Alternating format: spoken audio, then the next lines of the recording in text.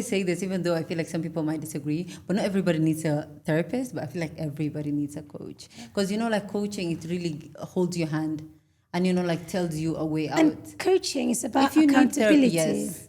Like, don't Obviously, misquote me, therapy guys. is for a reason. Yes. And coaching is for a reason. Yes. I think the difference between therapy and coaching, therapy is you offload. Yeah. And obviously you have tools for them to support with your mental health. So if you're struggling with mental health, by all means, sometimes people come to me for coaching and I send them for therapy. Yeah. Because you need to work on yourself. Not what you need. You need to work on your inner yourself before you can work on the things that you want to work on. With coaching, it's all about unlocking your potential. So the coach doesn't do anything. Yeah. Honestly, it just shows you a way. You do the work, but they show you the path.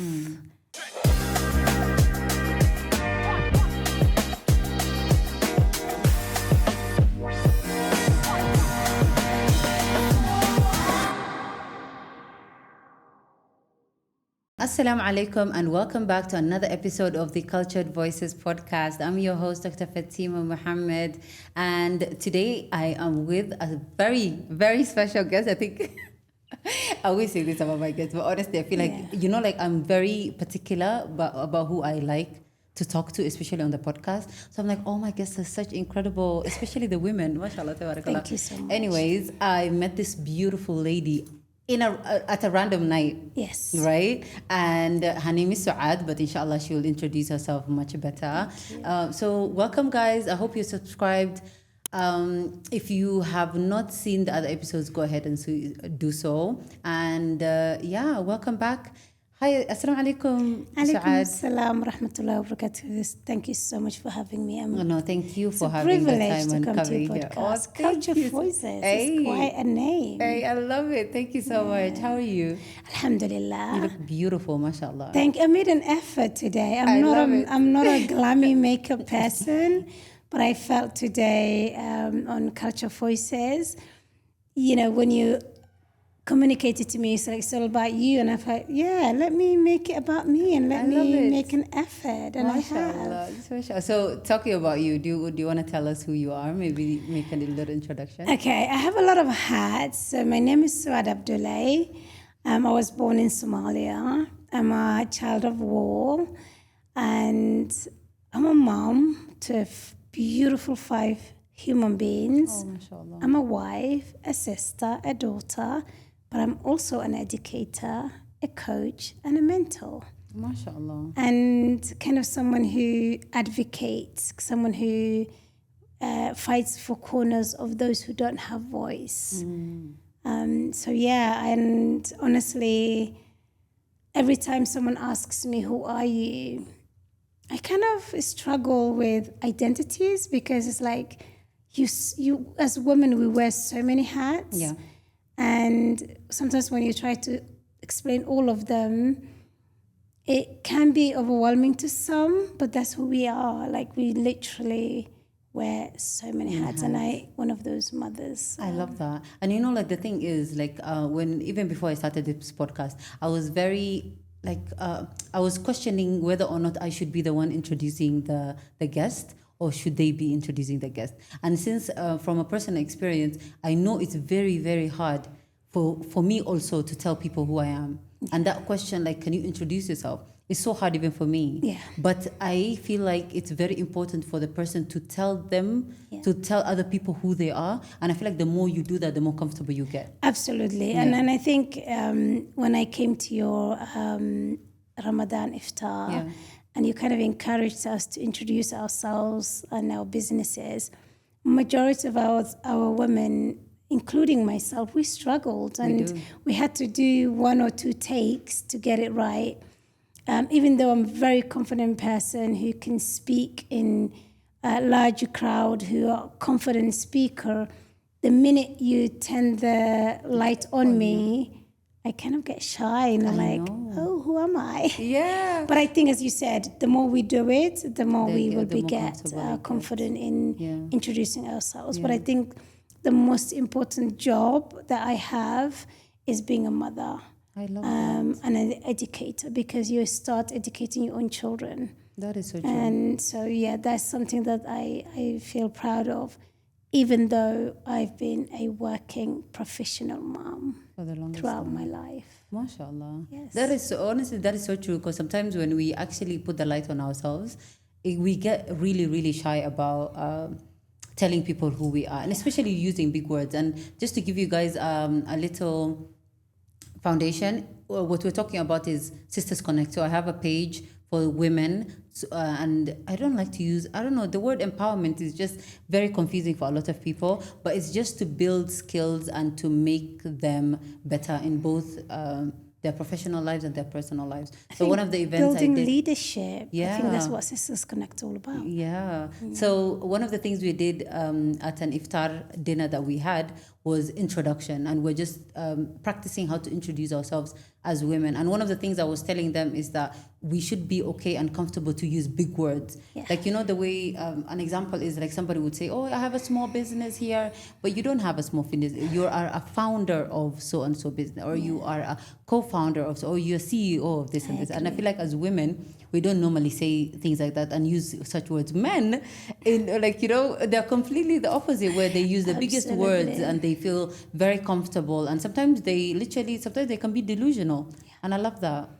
But I think as women, it's about how we raised. Yeah. And a lot of women are being raised in a way of being quiet, you know, don't have a lot of loud voice, and generally timid. And that's how you grew up with. And we haven't been taught to shine light on us.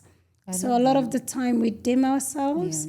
But I'm big on confidence. I'm big on speaking about what we do. But I'm getting there to kind of talk about, you know, the achievements and accomplishment that I have. And that is why we're here, guys, today. Well, the only thing we're going to be talking about here is who Suaad is and how, like, you know, achievements and what she's done, and a little bit about her businesses, inshallah. So we will get started. One of the first questions I wanted to ask you is, when you look at your achievements, what are you most proud of? I think coming back to Somalia and creating a system that helps children who otherwise wouldn't get an education to get an education, and to be recognized their existence. I think that's my proud moment. Maybe do you want to touch on that? Maybe tell the people what that system was. Okay, so obviously, as I said earlier, I was a child of war. So when the Civil War happened, I was a young, became a refugee in Kenya, and then immigrated to Europe. There where I grew up, where I studied, where I had my family. And in 2018, I decided to come back to Somalia as a diaspora expert and to work with Ministry of Education of Somalia. And when I initially came, I came in back as a technical advisor on disability inclusive education. But when I arrived, what I had in mind, obviously, I left Somalia in early 90s and I came back in late 2000 and, 2018. And I didn't think life was like that. So when I came and I looked at the system, what is available, I realized there was nothing planned or created for those children who otherwise have different learning capability. So initially everybody was against it because they felt those who had the ability couldn't access anything. Why would you think those who are disadvantaged or have disability or learning difficulties would get an access? Because who are they going to be to the community? What would they bring to the table? And that's the mindset that the people had at the time. So I had to fight my corner to say, no, they have a right to education, and that has to be prepared for them. So I created a policy, special and inclusive education policy, and that policy opened doors to finances, opened doors to creating a unit, opened door to now Ministry of Education have a directorate on inclusive education. That's amazing. That's huge. How long did that take you? a year and a half to 2 years max. So by 2020, 15% of the education budget was designed for children with special needs. That is amazing. Yeah. MashaAllah. What got you into the work of like special needs? Maybe if you want to touch on that. I have a severe learning difficulty myself. So when I was, obviously I did my primary education in Somalia. Yeah. So when I was in school, I've always struggled to read and write, but nobody knew what it was. The teachers couldn't figure out why I was so articulate in speaking, why I was so confident in knowing and understanding what was just taught, but then writing, but couldn't dictate what the teacher wrote on the board and couldn't read what was on the board. So because I was so clever, I used to tell the teachers so that I don't left behind, I know what I'm talking about. Would you write for me? So in exams, teachers used to write for me. Wow. And my parents never knew, like, because I would say to them, like, write for me. And then one time, my dad came, and the teacher said to him, do you know your daughter cannot read and write? And it's like, but how she's passing every year? And then he said, oh, because she asks teachers to write, because she has the knowledge, but she just cannot put it onto paper. And so when they also write on the board, like, do you also tell them to read it to you? Obviously they do read, because it's a rote learning. So when they write things on the board, they will be dictating to us. They will be reading to us. So I was a visual learner. So whatever they put on the board as they're reading, I capture it memorily. Yeah. And then I relate to the teacher, and he's like, can you write that in your book? And it's like, no, I can't. I cannot write it. And I couldn't even write my name. How old figured that out? I knew from like grade 1. MashaAllah. I couldn't, like, initially you start at grade 1, and children who started with me, actually my younger brother were in the same class as me, because we're only 11 months apart. And he did really well. And because we went to madrasa prior to that, it was the same thing for Duxi. MashaAllah. I would do the hifz, but I struggled to remember what I learned, what I wrote, and what the teacher asked me to write. I was slightly better with Arabic than Latin, but still I struggled. So it was a cross. But I love that, like, it wasn't really about, a lot of the kids in a normal sense would be like, oh, maybe I'm not that smart, or I am not that brilliant. But you actually took it as like, maybe there's this specific part that I can do, but doesn't mean that. That's amazing. No, I was very loud. Yeah, I was very loud in the classroom. I was always the one put the hand up, and I'm the one always relaying back the information. Do you think that confidence came from your childhood or your parents? Or like I think my mom is a very strong woman. She's always worked. My dad was an imam and mu'adhin in a mosque, so he was always around, and mom always traveled. And I think I got that, and because I grew up with boys, you became tough. Yes. Nobody could tell you anything. Yes, so I've always been kind of fighting my corner because I grew up with my brothers. So from that experience in Somalia, when did you get into the UK? And I think you told me that you actually studied special education in the UK. Yeah. So I got to the UK in my early teens, and I actually struggled with school. So I decided to get married. So I went to Europe when I was 14, and then got married at the age of 17. And because I struggled with education and nobody would understand, it's when I got married and moved to the UK that I went to evening classes, and I could speak English, but only verbal. Again, I couldn't read and write the English language, but I was able to pick up the language through TV and talk to. One of the things that I loved about the UK is that I used to talk to elderly women, and I used to tell them, oh, by the way, I struggle with pronunciation, because obviously in the UK I found out that I had a learning difficulty, which I didn't know before. You can't pronounce certain words. How old were you when you were diagnosed? I was actually 21, but I didn't get the official diagnosis until I was 35. Wow. Because Why it took that long when you were in the UK? Two things. Because when I was in college studying, they don't pay for it, and it's very expensive to get the assessment. So my college tutor had dyslexia. She's actually one who figured it out. I had dyslexia. That's the name that for my disability, learning disability. And she told me because she was an assessor. So my teacher said, "Oh, Suaad talks a lot, but no substance." Wow. She knows whatever she's talking about, but she cannot submit the paperwork, like this assignment. Yeah. But I didn't know how.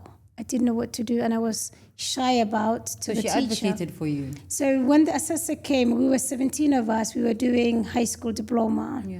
And by then I had my third child. MashaAllah. And so in the UK, you can study your high school diploma with a qualification.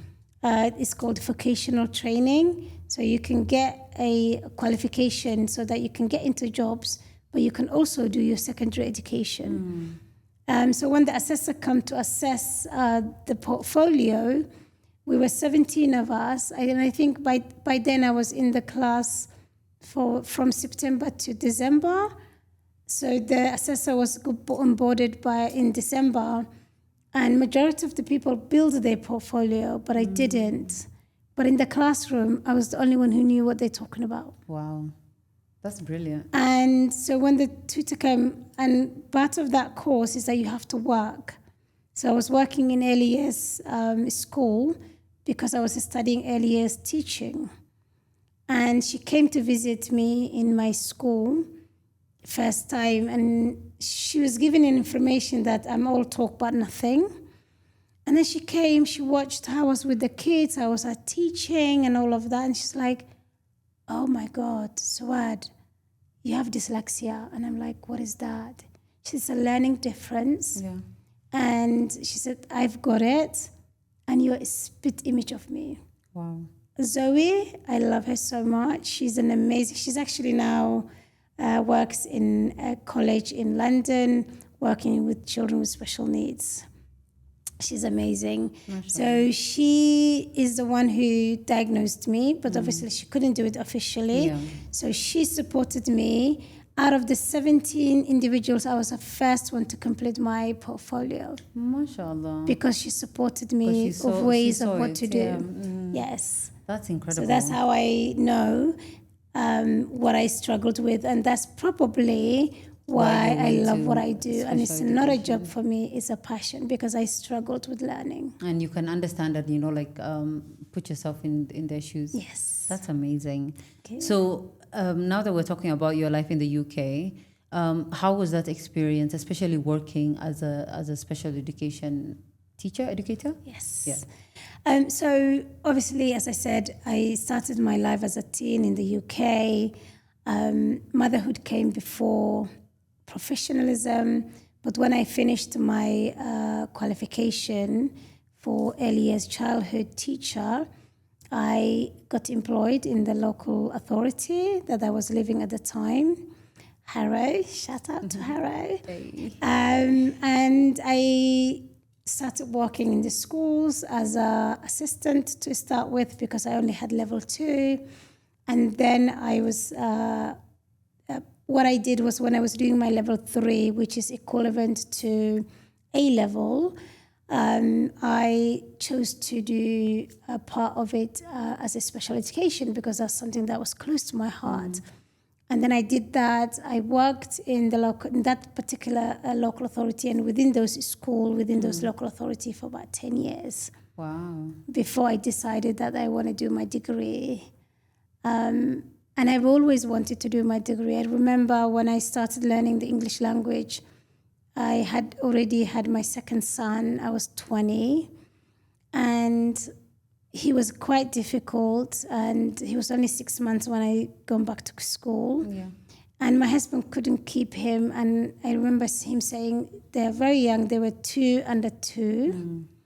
And he said it's a bit too much for him. And I remember going to the college that evening, because I used to do evening classes. And I got really emotional, and I said, I'm going to get my degree before the age of 40. And I'm going to focus the next 20 years to my kids. MashaAllah. It was something that I put that in the back of my mind. Without knowing, I worked towards that journey. And by the time I was 40, I had a master's degree. MashaAllah. So sometimes you just have to, you have to have a goal. And also prioritize things. And even if you cannot do that, what you loved that time, don't give up. Build on it. Build on it. I love that. MashaAllah. So from that, like, how long did you work as a special education teacher there? And then how was the experience or what made you make the decision of coming back to Africa? Okay, so I worked in the UK schools for about 20 years before I decided that I want to go back home. And I really I worked in mainstream school, I worked in a special school, I supported parents. But I think what made me come back was in 2016, I came back for holiday. I always came back to Nairobi. I think 2004 I came back. You had family here? Yes, my dad. I came back 2008. I actually stayed for about a year. Oh, mashallah. But I got pregnant again, and I thought, I'm going to go back. And I went back. Yeah. And so I came on holiday in 2016. I stayed for a couple of months here just for holiday. Yeah. And I really fell in love with the African kind of lifestyle. And then I went to Mogadishu for a week. Oh my God, for the first time since 1991. Wow. And I fell in love. MashaAllah. I went back to the UK. At the time, I concluded my degree, but I didn't have my master's. So I went back and I said to my husband, I want to do my master's and I want to go back to Mogadishu. What did you do your master's on? Special and inclusive education. So my undergraduate is special and inclusive education practice, like how would you do it? And my master's is perspectives. Like I've kind of looked at how inclusion works for the global south and the global north. Wow. So he was like, are you crazy? Like, why will you go back to Mogadishu? We had life here. And I said, no, I fell in love. So he said, okay, do your master's and then we will see. So I took a 2-year program, 1 year full-time and 1 year research. Okay. So I finished the 1 year program, and 2017 summer, 1 year later, I came back to Nairobi again with the kids. You had moved? One-way ticket. Wow. And then I went to Mogadishu with for all 2 of the weeks. Kids? My 2 younger kids. So I have 5 kids. Yes. I have 3 similar in age. Yeah. At the time, they were teenagers. One of them was adult and 2 were teenagers. Yeah. And I left them. Okay. I brought my 7-year-old and 8-year-old at the time. And my husband's like, are you sure? I said, yeah, if it doesn't work out, I'll come back. But I want to make it work. And I was still doing my research. So I really wanted to do my research in Africa. So it has meaning to me. So I came back. I went back to Mogadishu for 2 weeks, did my research. I actually did my research on visually impaired students studying in specialist provision for primary school and in a mainstream school for their secondary education. MashaAllah. And there was a mismatch because they didn't get the same support that they had in primary, in secondary. Okay. The curriculum that they were using were not designed for them. So that has kind of sparked for me to come up a Braille curriculum, which in 2020 I achieved it. I actually am the first Somali educator who converted Somali national curriculum into Braille for visually impaired. That is incredible. Because that's a huge achievement. Thank you. And the fact that you actually saw that problem, and I love that you actually did your research there, because that actually, like, makes you see a lot more things differently. Wow. So that's what I did. And then I went back for 6 months just to get some cash. Yeah. So I worked as a freelance educator in the UK. Yeah. And January 2020, I landed the job at the Ministry of Education, and I never looked back ever since. MashaAllah. Yeah. So you were an advisor for them? I was a Consultant? technical advisor, yes. MashaAllah. And in 2020, I actually, COVID happened to me in Mogadishu. I actually ran to Mogadishu for COVID because I had things to do. Yeah. And And where were your kids at the time? Nairobi with my husband. So finally my husband moved with us. My older children, two of them chose to come and move with me. Only one decided to stay there. He's still there. MashaAllah. And the rest are here, including my husband. And it gave me a joy. And in 2020, that's when I realized my leadership, because I led the COVID-19 response for the Ministry of Education. Girl, you didn't tell me that. I did. And I MashaAllah. raised for the Ministry of Education $25 million in 2 months. Wow. With the donors. And you raised the capital from the diaspora? No, from the donors. Oh, from the donor. That is incredible. Yeah. That's amazing. That's when I realized I had a flair in leadership. Don't you? So I led the whole team. Actually, it was a Formaggio government. We were the first ministry to get the response plan out before the Ministry of Health. That is huge. And I led that team. That's huge. Yeah. Kudos to you, mashallah. you. I didn't actually know that about you, mashallah. So, where did SISEND? So When did it okay, happen? And maybe so you when can I tell us what did SISEND that, is. when I did that, that was March to kind of July. Yeah. So by July, the fund came, and I led the ministry. So we were. The responsible was about three objectives: prevention, continuity of education, and also safe return to school. So when all kind of we approved, we got the budget. One particular donor gave us 10 million. Wow. And that 10 million was supposed to fund the majority of the response plan. Yeah. And one of it was continuity of education, which I took that objective. Yeah. And again, Somalia was the first African country to create online distance learning from grade 1 to 12 within 6 months. And I led that team too. MashaAllah, during COVID. During COVID. So Wow. it's called Fogan Darsi. Yeah. If you put Fogan Darsi in Google, you get the platform. It's free, led by the Ministry of Education. Does it still exist? Somali children can, all over the world, access that Does it still platform. Yes. MashaAllah. And when the donor says to me, obviously UNICEF and Microsoft approached us to give us a platform. But when we looked at it, the platform looks very complicated for the Somali children. So a Somali IT program hired for the Ministry of Education has done the platform. Wow. It's in Somali, in Arabic, and in English. And it was grassroots program. And the donors couldn't believe that we could do that in Somalia, and we did. MashaAllah. You know, a lot of the time when it comes to like works in the organizations, and a lot of the time when we hear such money was taken from the donors, and a lot of the time we don't really hear success stories. Yeah.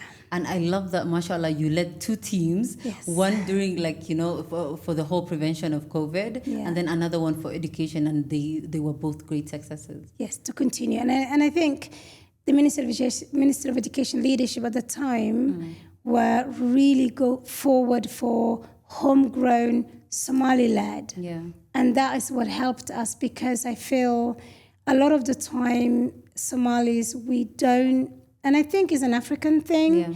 it might be a colonial mindset that we do not Feel like we believe can that do we could something do on our own. something. All the teachers actually created the teaching program in smart boards. Wow. And because of the difficulties that they were having with Al-Shabaab and all that, we didn't show their faces. We used their voices. And the technical people, whether it's platform, whether it's the ICT team, everybody was Somali. No person that no foreigners came to help us. Well, So Masha, it's that is Somali-led. a like that's such a huge accomplishment. Thank you. My mashallah tabarakallah. I did not know that before, and mashallah tabarakallah, that is incredible. So and that's when SISEND was born. Okay. Because I realized I've done my bit for the government. Now I need to use those skills to create an organization that I led, that I make the decision. And in SISEND, it stands for Somali Institute of Special Educational Needs and Disability. mashallah. And that organization has assessed over 20,000 Somali children and provided assistive devices with the help and the effort of Somali government and the donors. Over 3,000 children with assistive devices. That is incredible. Yeah. Can you give us an example of the assistant devices? Some of it were braille equipment. Yeah. Some of it were recording, and some of it were glasses, kind of medical equipment, crutches, wheelchairs, Wow. anything that would help them continue their education And make it easier for them and make it easier to finish that. That's amazing. And while I forgot, while I was in the Ministry of Education in 2019, the first batch of visually impaired students sat the national examination. There were 28 of them, and out of those 28, I think dozen of them have finished university and now have successful jobs MashaAllah. because of the examination, because of the policies that I created for the Ministry of Education. So I feel like what SISEND has done, what the foundation was the opportunity that I got to work with the government as an advisor. That's incredible. Thank you. I feel like I'm wowed. Now I feel like I'm like, oh, that is amazing. Because honestly, just to have even a few students who you actually changed their lives in that way, and then the thing is, I feel like when you start to get the ball rolling, and it's just the system just makes it happen for more students, even though you don't have a hand in it. That is incredible. Honestly, I feel like young kids, because I've been to Somalia a few times and I worked with NGOs a few times as well. And to see change like that is quite rare. It is. And I think because every time I was putting myself in their shoes, if I hadn't feel like had... you've also been through that. Yes. And I feel like it's just a nice circle since you knew how to assess them. And I love that the first thing you did was to assess. Yes. And then after the assessment, once you've Provide. understood what they needed, Yes. you provided. That is, mashallah. That's And then train the teachers. Yeah. I trained over 500 teachers to support those children. And I still, teachers call me from all corners of Somalia to say that your training has made us understand children with hidden disability. even more. Because now I'm talking to you, if your listeners are listening or watching, they wouldn't know I had a learning disability unless I told them. And so there's so many children with hidden disability that is not obvious to the naked eyes. Sure. And it's important that educators, community and parents know how to identify those children And how to help them. and how to support them, because every child is destined to reach their potential if we create the environment that they need to succeed. I love how passionate you are about this really and how am. passionate you are about education, because it really stands out, and I can honestly see that. And the fact that you actually, because as I said before, there's a lot of things that like these organizations and these NGOs do, but then a lot of them get stuck somewhere, and then the result is not really that adamant or that visual. Because a lot of the time it's a tick box for them, it's a job for them, and for me it is a passion. It is something that I feel like I need for me, because I got the support that I had from my adopted country. Otherwise, I wouldn't be here today. So whatever I do, whether it's SISEND, whether it's consulting organization, whether it's coaching, whether mentoring, for me, I do what I wanted for me when I was their position. Mashallah. And since now I know you live in Kenya, is SISEND still continuing? Yes, SISEND still continues. My staff is still in Somalia. Obviously, there's the parameter change. Somalia's budget is dependent on international aid. Because of the aid reduction, it impacted us hugely. However, it still exists. We still do grassroots support. We still do training for teachers. We still provide children with assistance whenever we get budget. Yeah. MashaAllah. So now let's get to CIP. Because then after that you came to Nairobi. Yes. And then maybe tell us how you... So I've always lived in Nairobi. So my children always were here. I was only working in yes. Somalia. And in 2023, a lot of families, obviously I'm on social media. I was doing Facebook Live. I was doing TikTok Live. I have a huge following on Snapchat. And a lot of the time, parents contacting me and saying to me, can you look for me a school? Can you recommend a school? Especially the diaspora. Because they knew I was passionate about, or I'm knowledgeable about this area. And I did a research on special and inclusive education in Kenya. Yes, there's a lot of schools. Yes, there's a lot of centers. But majority of it were mainly what they were doing was borrowed, but they didn't understand how to kind of provide practical interventions for children with difference. Majority of it also, the therapy and education were not synergized. So they were working, in silos. Yeah. And then that's when I realized, oh, okay, I can do something. And because I'm an assessor on educational ability testing, and I'm the only one currently having that qualification in Kenya. Wow. I realized that there's a need for me to be able to provide that service to children and their families. So I I registered the company in 2023, January, but it took me a year to find the right environment. And April, I found a place January 2024, and I opened the doors to student to April 2024. So actually, tomorrow is our second anniversary. MashaAllah. When we opened. Thank you. And you're opening a second one? We're opening a second one in South Sea in about 10 days' time. MashaAllah. Thank you. So I think a lot of the time, a lot of people don't really understand what special needs is. Maybe can you tell us exactly what special needs is? Okay. I think the term special needs is a term that are used for everybody who has additional needs or difference. It means children or young adults or individuals who have a kind of a different way of looking at education. We prefer, for me, like someone who's neurodivergent, to be called a neurodivergent. We have a different type of outlook into our brain. So we call it neurotypical and neurodivergent. But special needs is a term that a lot of people have adopted. It just means you have a need that is different to the majority of the people. So it's in four ways, four broad areas. So we look at cognition and learning, so how the brain take information and process that. We also look at communication. So some people might have communication barriers, and they might go into the category of a special needs.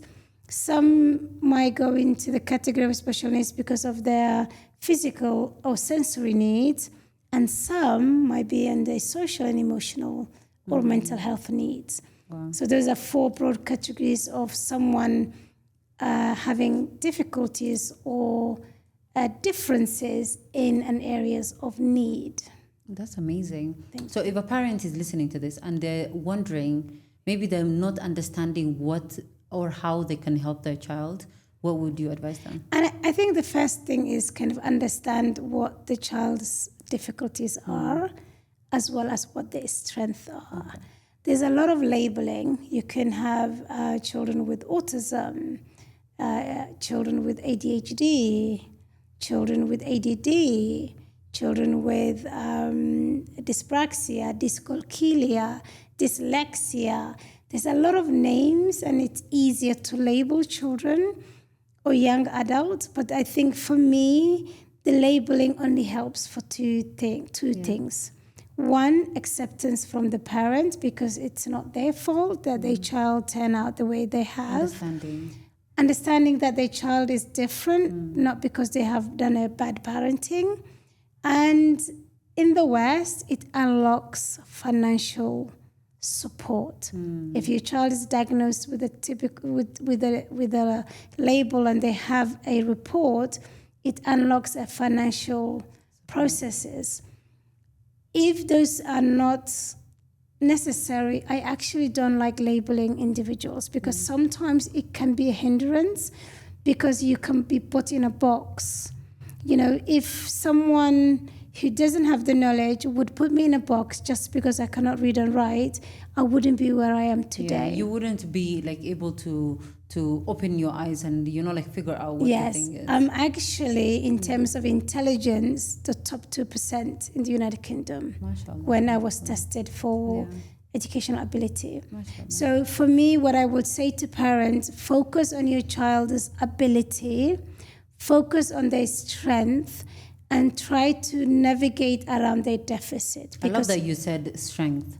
Because a lot of people see special needs and they see people that need to be empathetic, sympathetic, lack of, you know, they are missing something. But actually, every human being has a talent. And our job is to find that talent through their strength and their ability. So when I opened the center, one of the bilateral things that I did, and it's now very successful, and it's actually opposite to the norm, is that I do not get background information from a parent. Because you'll just be biased. I get the basic legal requirement. And I tell them, give me 6 weeks to get to know your child. And I will tell you your child. Now tell me after that whether I got to know your child or not. And 10 out of 10 times, our team got it on spot on child profiling. That's amazing. And we start with strength. We don't start with deficit. So we tell the parent when we create their child's individual educational plan, that this is what your child is good at. It's like, how do you know? We've never noticed this. Because they're focusing a lot on the lack, on the deficit. So it's really important that when we look at the individual, we look at what they're good at and what are their strengths rather than what they lack and what they're missing. That's beautifully said, Thank honestly. you. That's beautifully said. About your staff. Since I feel like in Kenya, special needs is such a new thing, do you train them yourself? Actually, Kenya special needs is not a new thing. Really? Kenya has established the Kenya Institute of Special Education in 1986. Wow. So individuals were being trained since 1986. Unfortunately, what is lacking is practice. Theory, policy, everything is spot on because it is the borrowed knowledge. So what is missing is how to turn the theory into practice. And what I do is a lot of the teachers that I hire are either from one of the universities in Kenya or KISE, Kenya Institute of Special Education. And all I do is train them on how they practically use those knowledge into the practice. That's hence where the name came from, Center for Inclusive Practice. So we focus on changing the theory into practice. So what we do is kind of bottom up.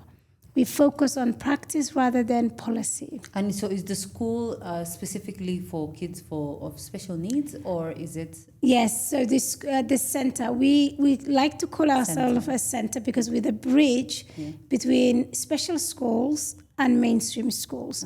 So our center is designed to support children with neurodivergent and developmental difficulties. So we do not at the moment, unfortunately, take on children with physical challenge. So children with autism, children with ADHD, children with learning difficulty. So learning difficulty, it varies. It is dyslexia, which is reading and writing. So it's kind of like literacy. dyscalculia, children with math difficulties, dyspraxia, children with motor difficulties, and dysgraphia, children with writing difficulties. So normally you would assess the child first before understanding whether or not your center would be suitable for them. Yes. So we take children from age 3 to 11. We use the national curriculum, and we integrated therapy and education. So our therapists work with our teachers hand in hand, and we train our teachers on how to implement the therapy interventions in the classroom. And so when children come, they visit the center. We observe them, we assess them, and we find that suitability for them. Sometimes if the child is not suitable at our center, we will find other suitable centers. And our job is to eventually transition those children into mainstream, because I am all for of inclusive education. That's amazing. Yes. Okay, now that we have, I wanted to really touch on inclusivity, because I feel like that's such a special, it holds such a special place in your heart, and it's very obvious, mashallah, tabarakallah. But I wanted to talk a little bit more about your leadership. So one of the questions that I had is, as a female leader, because I feel like you've already touched on it, especially in your leadership in Somalia. So as a female leader, especially even now with your centers, what has that experience been like as a female leader, especially in the community and in the society that you live in? I think people doubt in you. Yeah. People think, oh, she's a woman. How can she do this? Yeah. But I think now how the world is moving forward, people are realizing women are very powerful and can make changes possible. And I think for the first year, financially it was very difficult, because it's a private institution. Yeah. We do not get any donors or any government funding. So it's a parent funded. A lot of the parents didn't believe in us and think that we could do difference to their children's lives. I am so grateful for those who interested in us and believed in us initially. And now parents are singing our praises across the world. Yesterday, a parent visited us all the way from the UK, and she said her mom's friend recommended us. And she said, I went and looked at your social medias, and I'm like, is this real? What is this on social media? Is it real? Is it really happening? Yeah. And when she came and saw, she said, wow, what I saw online is exactly what I can see here. And a lot of parents with children who otherwise find difficult with communication, they'll come to you and they say to you, oh, can you make my child talk? And I'm like, I'm not God. Exactly. I cannot make your child talk. However, I have the tools to make your child communicate and understand and express themselves. And a lot of parents come to me and they said, oh, we've been promised a lot of things from other people. It's never delivered. That's why I assess your child. That's why after 6 weeks, I can tell you what I can and cannot do with your child. Yeah. That's amazing. Based on what I've learned from them. And alhamdulillah, for the grace of God, I was able to propel children to success. We have children who now fully functioning speaking, mashallah, because they had the tools and the systems in place. And parents now, actually a lot of the parents now say, Suaad makes children talk. Mashallah, tabarakallah. So other than the doubting, because I feel like that is a real thing, and a lot of people really, really do have that doubt when it comes to like female leadership. So do you think you lead differently as a woman? I really do. And I feel like women lead with emotion and compassion. And I think a lot of the time, because we understand, and by the way, all my staff are female, because I believe that a lot of the time females don't get the opportunities that they need. And I already have promoted three of my staff to middle management, so that they can be also leaders. And so one of the difficulties that I have initially was kind of multitasking the financial aspect, the business side aspect, the leadership aspect. But I think when you lead from the heart and not just from the head, because obviously you need the head to lead, we are advantage of men because we are able to combine the emotion and the rationale. I love that. Yes. I love that. So, with that being said, how do you think you balance between being firm and being approachable as a leader? It's having systems and processes in place, training everyone to know that where they stand and where they need to go, having a vision, because my team have the same vision as I have, and everyone who joins us, they have to tell the vision, and our vision is every child to reach their full potential. Because we all have the same vision, it's easier to lead. Actually, I'm not a good manager, I'm a good leader. MashaAllah. I have a manager. And is there a difference? It is a difference. A manager is someone who kind of do the day-to-day management, who kind of make sure people do their job. A leader is someone who see the big vision, the big picture, and sets the culture and for the sets organization. the culture and the ethos.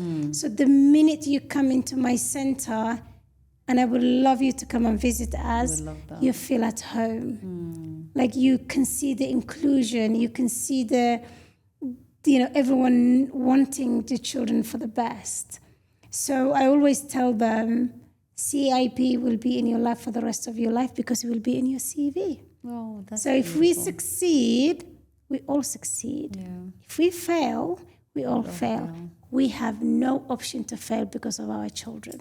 I love that. MashaAllah, tabarakallah. Like, I feel like the way you run things as you, like, it's very holistic. Yeah. Because it's not just about, like, just educate them and send them home, but it's very holistic in a way where it's, like, very emotion-based.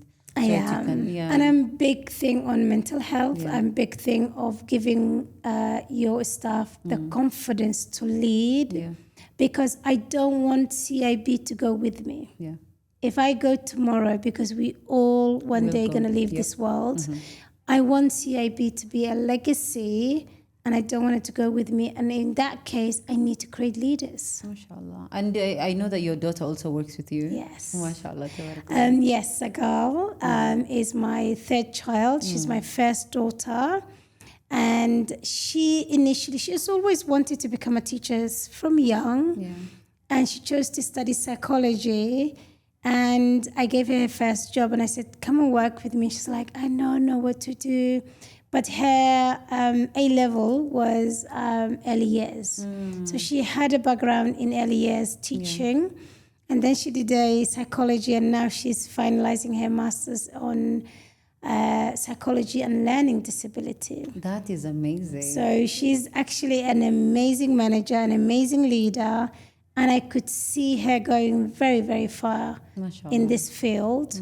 And a lot of the time she said, Hoyo, it is very hard to kind of step into your fort because I feel like you've done so much. But I kind of given her the platform to lead and all of my staff. I feel like all my staff are leaders in their own right. And they're all, as I said, all women. No offense to the men, but I felt as a woman leader, I want to give flowers to the women. And MashaAllah, and can you maybe tell me a little bit on how you make that happen? Because, like we say people are leaders, but then how do you actually ingrain that into like your staff or even your daughter? So one of the things I did was, so we do training every week so that they learn on the job. And one of the things, so I did the training for the first couple of weeks. And I said, I want each and everyone to present their own knowledge and train others. So they started to train others. And then what I do is in the class, every classroom has 3 teachers, obviously 1 head teacher and 2 assistants. And what they do is everyone is responsible of some certain areas. So everyone is... Like their responsibilities. And kind of teaching them that, you own this place. You are part of the team. You need, and in a leader, you need grit, you need confidence, and you need skills and capacity. And I provide all of that to them. So if I'm no longer here, they will be able to continue. And I always tell them, wherever you go, you represent us. I love so that. Even if you choose to move on with your life and take better opportunities, remember what you learn from here will give you the platform for you to move on. So I actually would love to create my doubles, and that's what I'm doing. It's amazing because a lot of the time, people are narrow-minded when it comes to especially the training their staff, because they think maybe I don't want to invest in them so much because who knows where they're going to go. But I love how you think about it as you're investing in people, and that's honestly such a female leader, especially the way they're meant to be, because you lead other people so they can lead their own lives later, not really dependent on what you're doing in your organization. And wherever they go, who are they supporting? Right? Children. Yeah. That's my vision. My vision is every child to reach their full potential. No matter where they whether are. They are in my organization, whether they go to another organization, their job is to give flowers to children. MashaAllah. And whatever I give them, whatever I teach them, and wherever they go, I feel is an extension of CIP. Of you. I love that. So let's, one thing you maybe touched on is your coaching, because even with your leadership and how I see the way you talk about training your staff and, getting them to become leaders themselves, how did you get into, you told me you're a business coach? Yes. Right? So how did you get into coaching?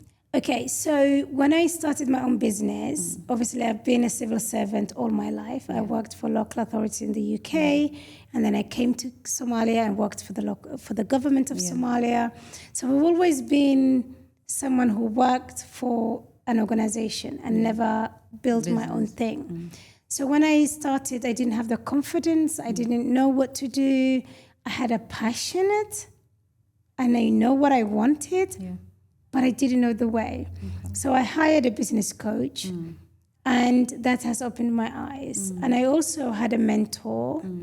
That's why I love doing mentorship and I love doing coaching. And there's two different things. Yes. Coaching is all about enabling the individual to think for themselves. And mentorship is kind of showing and teaching the individual the path that you've taken so that they don't make a mistake. So I do mentor youth and coach, and I also do business coaching. And because I know I struggled and I had to pay thousands and thousands of money to learn the rope, I felt a young entrepreneurs don't have the opportunity. So now I kind of provide the same process for them to be able. So I've actually coaching 3 young entrepreneurs, and they're doing really well. One of them is actually a therapist. One of them is a financial coach, and another one is a fitness coach. And every week when we have the session, they're like, "Oh my God, I didn't know that I would need to do that. Oh my God." So I kind of have a practical tools to give them to understand. And I think becoming a business owner, you need to have the grit. And I think a lot of the time, no one tells you this is how to run a business. Yeah. Even the business school, you can read as many books as you want. The practical aspect of running a business is daunting. I can imagine. And for a young person who has very little money, to start business, they cannot afford to lose that. Yeah. And you kind of give them that opportunity to kind of create something out of nothing and make something. And I always focus on business owners. So I don't coach everybody. There's certain businesses that I choose, and all of that is working with humans. That's the bit that I love coaching on, because I feel like working with humans need a different type of leadership. Yeah. That's amazing. Yeah. So with your experience on coaching and, like, leadership, what have you learned about mindset and growth through either coaching or your I think as a teacher in the UK, one of the things that we have been trained is, and to change is the understanding the difference between fixed mindset and growth mindset. And I love Carol Dweck's. I was just going to say that because that book is amazing. Yeah. So I think a lot of the time when you're setting up a business, you have an idea and you have a vision and you don't see beyond that. A lot of the time is like a tunnel vision. Yes. And a lot of the time we worry about charging our worth. We worry about what other people think of us. Yeah. We worry about whether this is going to fail or succeed. Yeah. A lot of the time we worry about success. Yes. Success. Fear of success is what is hindering us, actually. A lot of people will tell you, oh, I have a fear of failure. No, you don't. You have a fear of success. So I believe when you want to set up something, you need to have a growth mindset, but also you need to be open to all possibilities. Yeah. So I really into possibility thinking and not closed doors to anything. One way. Yes. One thing I've learned recently is, especially in a summit that I recently went to, is the fact that sometimes a lot of people, when they talk about failure, they feel, especially as women, we feel like if something fails, that we fail. Yes. But sometimes looking at failure in a way where like the plan has failed. Yeah. You know, and you can just it's grow. The process. Exactly. You just grow. And maybe that failure itself is what leads you to success maybe later. You can have a few failures and then be very successful. I believe failure is a lesson. Is it really failure is a stepping stone of success. Yeah. I do not think successful people have failed the most. Yeah.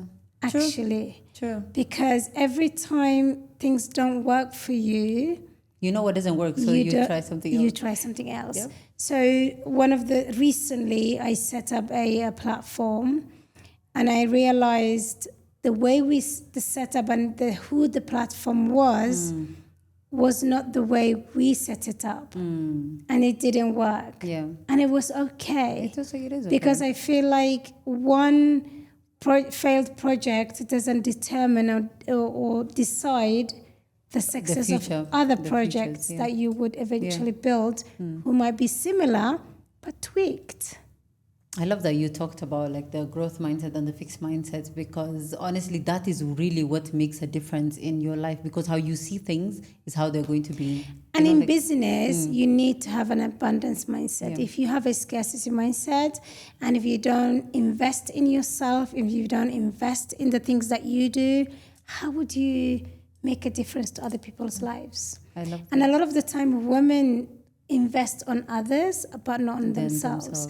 And I think the biggest lesson I took from that business coach was I invested in myself. And my husband was like, are you actually going to hire someone to tell you what to do? You know what you're doing. Can you tell me maybe how long your coaching was, like the one that you took? I'm still have a coach. Okay. Yeah, okay. Because you cannot be a coach without having a coach. Yeah, okay. It's like therapy. You have to. So now I don't have the intensity. So the intensity was about a year. Yeah, okay. So I had 4 months of one-on-one, and then I had a 6 months of, I think it was about 8 to a year of a group setting coaching, and now I'm in a group setting coaching. So I actually attend, or not live, but listen to my coach every Monday and every Friday, so that I continuously set myself. So every Monday I set the week, I check in, and every Friday I check out. And that's how I'm able to do most things, because I'm constantly kind of reorganizing my thoughts and my actions and my plans and my, goals, because every quarter I have one big goal and 3 mini goals. MashaAllah. And the reason why I create the mini goals, we need that instant feedback. We're human. Yeah. We're not good at, delayed gratification. It's good. So that's why I have one delayed gratification and then 3 instant ones. Yes. I actually set goals on a daily basis. Me too. because I get that And then instant feedback and I tick daily. I have a tick like list. a little to-do list. So by the end of the working day, I say, oh, I achieved this much today. And honestly, that does a lot for ourselves. Because when you have those little successes, you feel like you have the capability to go on. Motivate yourself. And I think I'm a believer of that. You can have any coach you want. You can have any mentor you want. But at the end of the day, you're the one who do the work. If you're not taking action, you're not going to succeed. So how do you set up your business coaching? Is it on a one-to-one basis? So yeah, it's a one-to-one. I haven't done a group yet because I am quite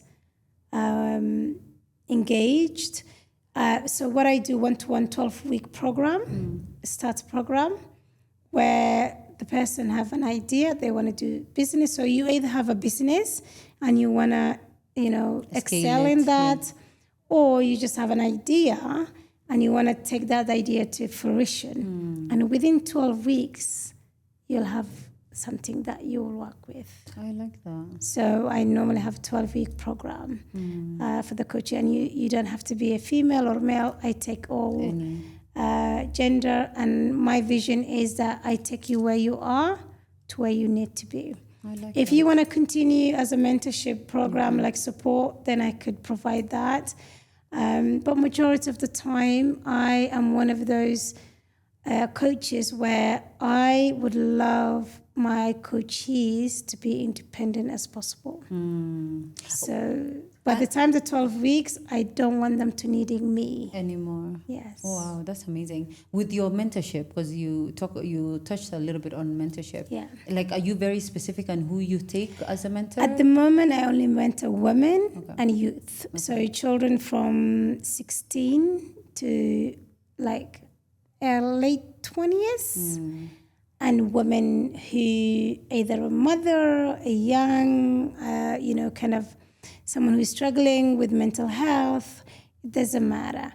As long as you need to get where, you move from where you are to where you need to be, I am here to mentor you. And the mentorship can be monthly, could be weekly, could be bi-weekly, depending. So I always assess. I sometimes refuse to coach people because I feel like they're not ready.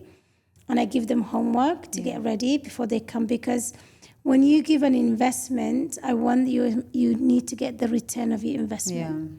Yeah. And it needs so to make I sense always look at the return on investment, and whether you're a youth for mentorship, whether you're a woman who kind of lost and wanting to find a purpose or a path, or whether you are, trying to start business or kind of in the midst of your early startup, I always do a discovery call to make sure that I understand where you are, where you need to go, and whether I'm able to help you with that. And whether you're the right fit for each other. Yes. I like that. So before they even invest in themselves, we have that connection. I always ask, pray istikhara, pray to God, ask whether this is your right feel path. Like this is the right investment for you, because I don't want people to not put 200%. I know a lot of people say everybody needs a therapist, but what I say is everybody needs a coach. Definitely. And I feel like, honestly, when you invest in yourself, it's a different kind of feeling. Yep. I give you an example. So when I started SISEND and I hired the coach, it was early 2020. I think it was late 2021. No, late 2020, early 2021. I think she got onboarded on August 2021. By then, SISEND was a year old. By then, I handled a few $100,000 funding. And while she was coaching me, I had a bid, and it was in the hundreds of thousands. Wow. And so when I bid the money, they gave me an X amount. So I bid the job, what I could do as a consultant from my organization. Yeah. And they give me a counter offer was significant less than what I asked for. So I went to my coach and I said, have this thing, Yeah. this dilemma. What do I do? She said to me, Suaad, do you think you're worth that? I never forget that. Wow. And I said, no, because if I thought I was worth that, I would have asked in the first place. Yeah. So this is the account offer. This is not what I bid for. But my husband was like, it's a huge money we have to take. It's a great opportunity. And she said to me, no, decline it. Give them counter offer that you're comfortable with. I like that. And she said, there's only two ways. Either they will reject you or they will accept you. And she said, if it's meant for you, they'll accept. If you don't get it, it meant it wasn't for you. Don't devalue yourself. I bid literally 3K less than what I offered. So I give counter offer of less but it was a fraction of what they offered. And they accepted.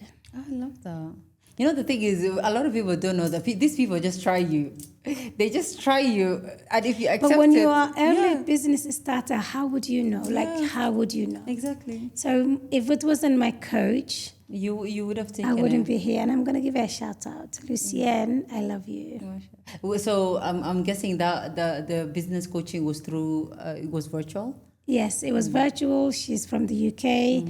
Her business is called Lucienne Coaching, and she's amazing. So with yours, do you also do it virtual? Yeah, I do virtual. And if you want one-to-one, I can also do one-to-one. But I find virtual actually works better. Yeah, because so that with the timings... And it's structured, because I have a teaching background. Yeah. Everything I do is structured, unfortunately. I like that. Yeah. So you guys, as I told you before, I feel like... I always say this, even though I feel like some people might disagree, but not everybody needs a therapist, but I feel like everybody needs a coach. Because, coaching, it really holds your hand and, tells you a way out. And coaching is about accountability. Yes. Obviously, therapy is for a reason. Yes. And coaching is for a reason. Yes. I think the difference between therapy and coaching, therapy is you offload. Yeah. And obviously you have... tools for them to support with your mental health. So if you're struggling with mental health, by all means, sometimes people come to me for coaching and I send them for therapy. Yeah. Because you need to work on yourself. You need to work on your inner... On yourself before you can work on the things that you want to work on. With coaching, it's all about unlocking your potential. So the coach doesn't do anything. Yeah. Honestly. Yeah, it just shows you a way. You do the work, but they show you the path. And you need to follow that path. So, and they're accountable partner. I support my coaches unlimitedly on WhatsApp. Sometimes they send me a message at midnight, and then first thing in the morning, I'll be messaging back, telling them, go for it. Especially on the late stages, because I do it in 3 stages. The early stage of, kind of figuring themselves out. The second stage is kind of creating the product and kind of loving the product, and the third stage is kind of putting yourself out there. But one of my coaches at the moment hates video, hates recording things. He's an amazing therapist. And without him knowing, I said to him, why don't you do a minute of video every week? Don't put it out there, just send it to me. Now, we are on the 7th week of coaching, and he's actually doing really well. So by next week, we're putting his content out. I love that. And he was like, I said, look at day 1 and look at... the difference. But see, that's the thing also. The more you do things, the better you get at it. Practice makes perfect. So true. Okay, so one thing I would love to know is that when you're mentoring people or also coaching, what do you think, what do you see people struggle with the most? Confidence, belief, and they struggle in self-worth. Okay. Because a lot of the time when you wanted to build a business, you need to know your worth. You need to know yourself, and your values. A lot of the phase 1 coaching, I do self-discovery. I love journaling, and I think a lot of the coaches, and I tell people, I will give you the questions. you will figure it out. The answers. We do not give you the answers. Mentorship, on the other hand, find the answers for you. Okay. So that's why I love mentoring youth, because they don't have a lot of life experience, and so you can guide them to get where they need to be. But with coaches, it's a lot of questions and a lot of thought-provoking questions for you to be able to figure yourself and what you're doing. So one thing that I want to ask you is, what would you say to a woman who knows her potential, but she keeps holding herself back? Start. Start. Because you don't know your potential unless you start. And what I would say is, stop thinking the outcome. Enjoy the process. Because a lot of the time, what's holding back is the outcome, because we worry about the outcome a lot. Yeah, we always worry about the future a lot, right? Yes. Yeah. And I always say, yesterday's gone. There's nothing you can do about it. Tomorrow hasn't come. You got today. So each day, start a new day and get things done. Learn from yesterday. And do better. Do better today. And hope for the best for tomorrow. I love that. Yeah. Okay, so one last question is, if someone wants to step into leadership or build something meaningful, but feels intimidated or unsure, where do you think they should start? I think they need to start leading themselves. Because unless you lead yourself, you cannot lead others. You need to be able to be having accountability of yourself, completing tasks, be accountable to yourself. Discipline, and getting things done. Because you are a role model. The whole idea of leadership is how you behave and what you do, not what you say. Yeah. Because the thing is, like what builds your portfolio, it's what you've done. Yes. And that's just proof of concept. Even to you personally. Yes. Even to me, honestly, myself, like every single time when I look back and I see the things that I've done, I'm like, wow, okay, if I've already done this. In your young life, you've done a lot. Girl. Stop tooting my horn.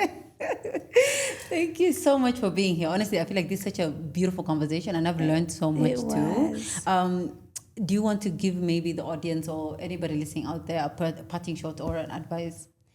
I think my biggest advice to women and youth is to believe in yourself. Do not wait for others to validate you. Do not wait people to give you flowers.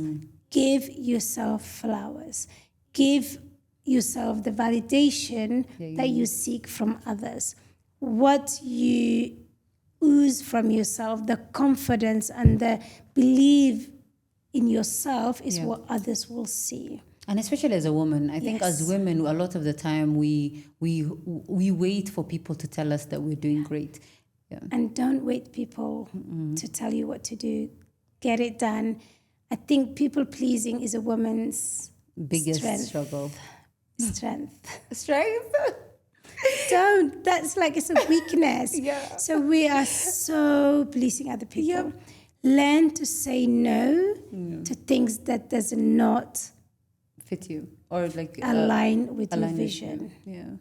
Learn to say no, because I think I struggled with saying no.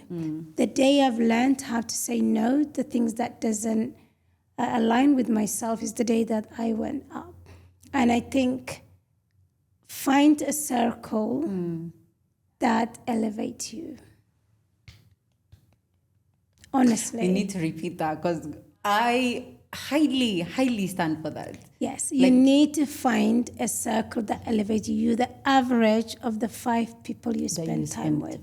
So choose wisely. Very much so. I always tell this to women, like the people that you are around either lift you up or put you down. Really. You are the average. If you're hanging out with the millionaires, you will eventually become a millionaire. Okay, let me tell you something. Yes. The first episode that I did on Cultured Voices, and I hope you guys remember, because one of the things that I said is that one big reason why I'm also doing this is for me to surround myself with incredible people. Amazing. So every single, for me, it's very, very, it's such a personal thing for people who come and join me with these conversations, because I want to be able to surround myself. And honestly, I feel like my circle now is so elevated. Of and course. mashallah, tabarakallah. And I'm honestly, one of the things that I'm very, very proud of is the people who have around me, because I have visionaries, like people who are incredible, doing like already so up to you. Girl, if I'm sitting next to you, I probably did something great with myself. Thank you know? you so much. So I honestly, really it's such a pleasure having you here. Thank you. Yeah, I really, really appreciate being here. Yeah. And I feel like you need to start. My podcast, Inclusive Talk Africa, has been on the shelf for 5 years, and this year is coming out. So learn from me. Don't put things on the shelf. Get it out. Start. Yeah, mashallah, tabarak. I feel like for you, you've been putting on the shelf because you have other things going on. Yeah, so I think we'll Every excuse you for time, that. I never prioritized it, but I feel like 2026 it's all about presence for me. And that's, I feel like attending podcast, hosting a podcast, Inshallah, enables you to meet amazing people. Plus, honestly, I feel like there's also a gentleman, a great Somali gentleman. Hopefully, I will still convince him to come on the podcast one time. Amazing gentleman, mashallah. That is also worked for the Somali government once. Such an incredible leader. Every time I sit with him, honestly, I feel like, oh, mashallah, tabarak, this is great person to learn from. And one of the things I told him is like, you're gonna die with your knowledge. You know, if you don't actually go out there and actually tell people what you've learned, and so that people can learn from you, I actually encourage him to write a book. I told him, I think that's write a something book. that I'm really aspiring to do. Because I'm like, write a book so that we can learn from you. Because, a book is something that you can literally share to the masses without being present. Yeah. It's a legacy. So I kept on telling him, like, please, like, get something out there so we can learn from you, because he's such an amazing, mashallah, very accomplished person. We'll convince it together. Yeah, and I feel like when it comes to you, I'm so proud the fact that you actually want to be out there now, because the woman I'm seated here next to is somebody that I would also myself want to learn from. Thank you so much. I think like your leadership skills, the way you carry yourself is so beautiful, and would love like a lot of people to actually I think I got it from my mom. My mom has been an incredible leader, and I feel like, being a daughter of an imam and a mu'adhin who always leads people, and the daughter of a businesswoman who, despite having a lot of children, still worked. I think that is something that has given me the opportunity and the platform to be who I am. And I am so looking forward to inspiring and making the change of the youth tomorrow. MashaAllah. And the mothers of yesterday. MashaAllah. No, thank you so much for being here. You guys, if You're you want to learn welcome. more about Suaad, go follow her on her channels. Inshallah, I will put them below. I will let you know where you can find her on Instagram and stuff, inshallah. And if you're a parent, please go ahead and check out CIP. I'll also, inshallah, come. Thank you so much. We look forward to seeing you. Yeah, I think I would love to come and see, because you We'll speak so invite you highly to of the it. lunch of the Sotsi Please one. do. Yes. So you guys, if you have any more questions for Suaad, please drop them in the comment section, or inshallah you can just message me on my Instagram, which is the Fatima Edit, or the Cultured Voices podcast Instagram, and Suaad Abdulle is just Suaad Abdulle. Suaad Abdulle, that's Yeah, it. on Instagram, inshallah. But I'll also put it on the description box. Thank you so much. You're welcome. It's a pleasure to be here and either watching or listening to your family, Cultured Voices family. Thank you so much for having me. And I'm so looking forward to your success, because you're an incredible young woman. Thank you so much. And I can see your leadership will take you far. Oh, thank you so much. It's honestly it's so great to hear that from you. Yeah, it looks like probably I've done something great in my life. No, already. you have. I wouldn't be here if I didn't think that you deserve my presence. Oh, thank you so much. So That's congratulations. that's an honor. Well, okay, you guys, that's it. Thank you so much for being here until the end. If you have not subscribed, please go ahead and subscribe. If you've liked this conversation, please do like it and share it with your circles, inshallah, so they can learn from the amazing Suaad. Until next time, assalamu alaikum. Alaikum assalam.